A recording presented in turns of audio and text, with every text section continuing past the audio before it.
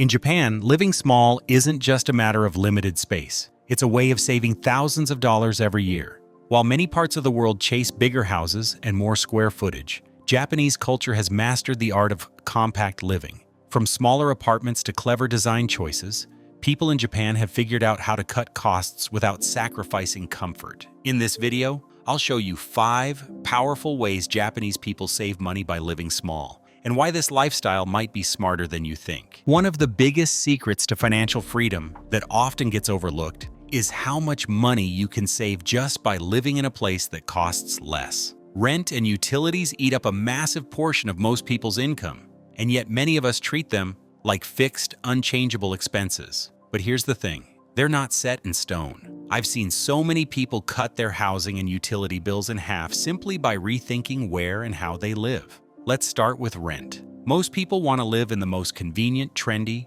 or central area of a city, but that usually comes with sky-high costs. If you're willing to live a little further from the action, or even just in a neighborhood that isn't hot yet, you can save hundreds of dollars every single month. I once had a friend who moved just 3 subway stops outside of the busy downtown core, and his rent dropped by almost a third. Multiply that by 12 months, and you're talking about thousands of dollars saved every year for making a small compromise on location. Another trick is to rethink how much space you really need. Many of us are paying for square footage we don't even use. That extra room you think you need often turns into a glorified storage space for stuff you don't actually care about. Downsizing to a smaller apartment or house can slash your rent significantly and also lower your utility bills. A smaller space requires less energy to heat, cool, and light, which means you're not just saving on rent, but on electricity and gas too. Speaking of utilities, small changes can make a huge difference.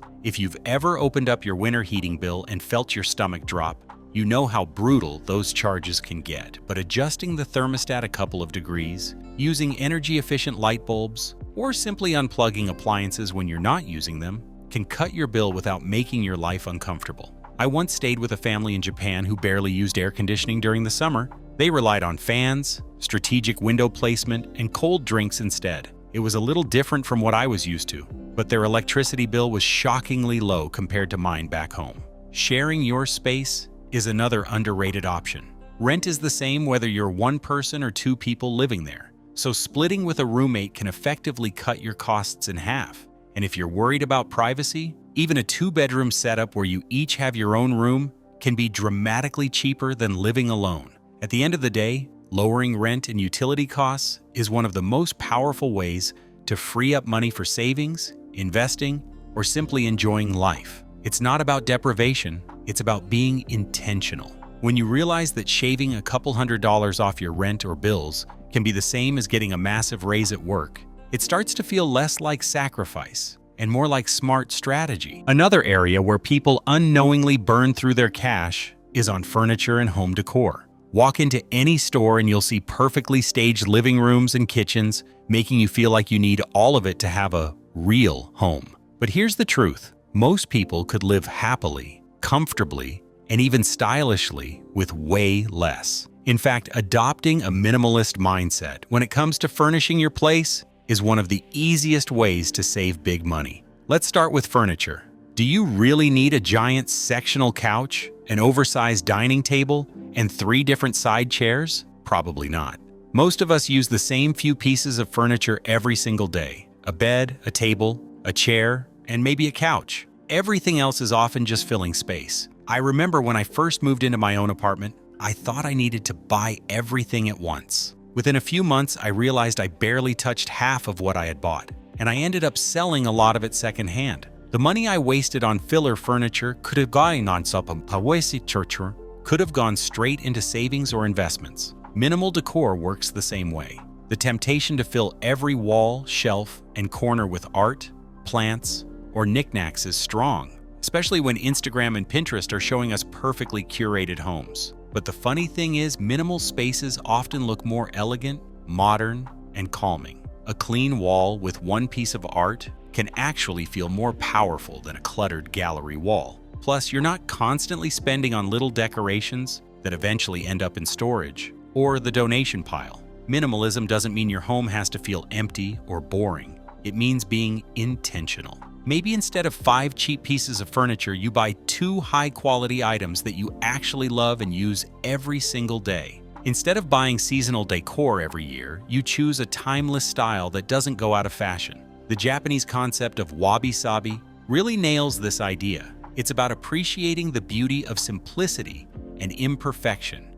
rather than constantly chasing trends. Another bonus of keeping furniture and decor minimal is that it makes moving cheaper and easier. Anyone who's ever had to haul a heavy couch up 3 flights of stairs knows the pain. A smaller number of lightweight, functional pieces saves money not just up front, but down the road when you relocate. And let's be real, in today's world, most people don't stay in one place forever. At the end of the day, minimal furniture and decor isn't about being cheap, it's about being smart. A clean, functional home can make you feel lighter, save you thousands of dollars, and reduce the stress of clutter. When you start to view furniture as tools for living rather than trophies for your house, you realize you don't need nearly as much as you thought. That's money saved, stress avoided, and space gained, all from simply keeping it minimal. One of the smartest ways to save money, without feeling like you're cutting corners, is by making better use of the space you already have. Too often, people think they need a bigger home or more storage to feel comfortable, when in reality, the issue isn't space, it's efficiency. When you maximize every inch of your home, you can live comfortably in a smaller place, save on rent or mortgage, and keep your overall costs down. Think about how many homes have rooms that barely get used. A formal dining room that only sees action twice a year, a guest bedroom that stays empty 350 days out of the year, or closets filled with things people forgot they even owned. That's wasted space, and wasted space is wasted money. By setting up your home with multi-purpose areas, you cut the need for extra square footage. A desk that doubles as a dining table or a pull-out sofa that doubles as a guest bed is way more efficient than dedicating whole rooms to tasks you rarely need. Another great example is vertical space. People often forget that walls can be just as useful as floors. Installing shelves, using tall storage units, or even hanging bikes on walls saves floor space and reduces clutter. When you think vertically, suddenly a small apartment feels a lot bigger without costing more. There's also a psychological benefit to efficiency. Living in a smaller, well-organized space forces you to be intentional with what you own. You start asking yourself, do I really need this? And where will it go? That kind of mindset naturally curbs overspending and keeps clutter at bay. I once visited a family in Europe living in a compact 2-bedroom apartment. They had 2 kids, yet their home felt open and functional because every corner was used wisely. Beds had storage drawers underneath, the dining area folded away when not in use, and the kids' toys had designated bins on shelves. It wasn't about deprivation, it was about smart planning. When you learn to use space efficiently, you realize you don't need as much house or as much stuff as you once thought. The result? Lower living costs, less clutter, and more money freed up for the things that actually matter. One hidden advantage of living with less space or choosing a minimalist lifestyle is that it naturally limits impulse buying. When you don't have extra rooms, closets, or shelves to fill, you become much more selective about what you bring home. That little barrier between want and need can save you from wasting thousands of dollars over time. Think about it. Big houses and large apartments practically invite you to spend more. Empty rooms feel like they need furniture. Extra shelves look like they need decor. A huge garage begs for tools and equipment you might never actually use. The cycle becomes buy to fill, and before you know it, your bank account takes the hit. When space is tight, impulse buying loses its appeal. You start asking yourself practical questions before swiping your card. Where would this go? Or, what would I need to get rid of to make room for this? That pause creates mindfulness. Instead of piling up clothes, gadgets, or decorations, you focus on items that serve a real purpose. I've seen this happen with friends who downsized. One couple moved from a large suburban home into a smaller city apartment. At first, they thought it would feel restrictive, but what actually happened was fascinating. They became way more intentional about their spending. Shopping trips went from grabbing random things at the mall to carefully considering whether an item was truly worth the money and the space. Another interesting effect is that less space also reduces exposure to stuff creep. When you have fewer storage areas, you notice clutter faster. A single drawer filling up is obvious in a small place, but in a big home, clutter can hide in the basement, attic, or garage for years. That visibility keeps you accountable and less likely to buy on a whim. In the end, less room for impulse buying isn't about denying yourself fun purchases.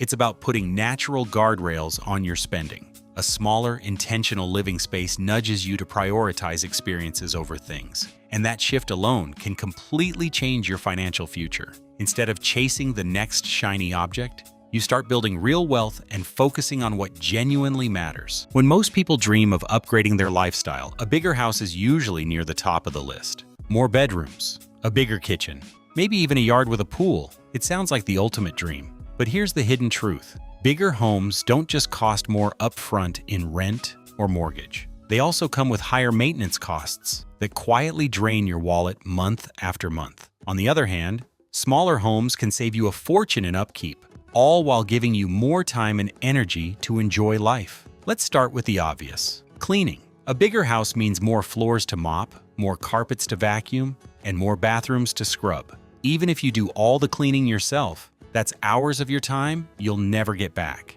And if you hire a cleaner, the price usually scales with the size of the home. A smaller space takes less time to clean, which either saves you money directly or gives you back valuable hours to focus on other things. Then there are repairs. Everything in a house has a shelf life. Roofs, plumbing, electrical systems, even paint. A larger home simply has more things that can break down. More windows mean more chances for cracks and leaks. A bigger roof costs thousands more to replace. Extra square footage usually means more bathrooms, which means more toilets, sinks, and pipes that eventually need fixing. When you shrink the size of your home, you also shrink the number of potential headaches waiting for you down the line.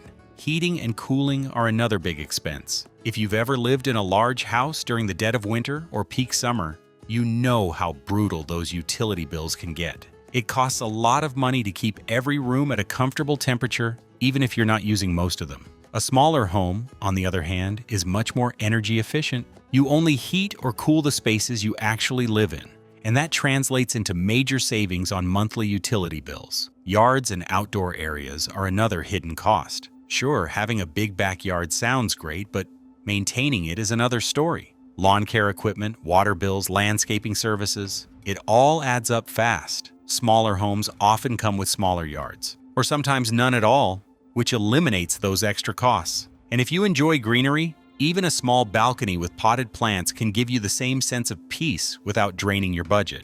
I know a family who downsized from a large suburban home into a smaller townhouse, and they told me the maintenance savings alone felt like they got a raise. Fewer repairs, lower heating bills, and almost no yard work freed up hundreds of dollars a month. They put that money straight into investments, and within a few years, they had built a financial cushion they never would have had in their old house. At the end of the day, bigger homes might look impressive, but smaller homes are often smarter. Less maintenance means more money in your pocket and more time for the things that truly matter. You don't need a massive house to live a comfortable, happy life. In fact, keeping it small might be the best financial decision you ever make. So there you have it. Living smaller and smarter can free up money, time, and energy without sacrificing comfort. The less you spend on space and stuff, the more freedom you gain to invest, save, or enjoy life on your own terms. Sometimes the simplest choices end up being the most powerful.